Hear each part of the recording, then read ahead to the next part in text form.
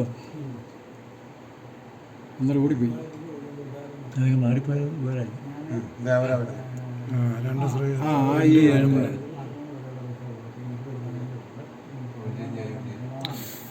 കൊച്ച് ഉയ്യോടാ കണ്ടോ? എൻ്റെ അമ്മ 3 പേര് കണ്ടോ? പാലടിയിലാണ് അവരാണ്.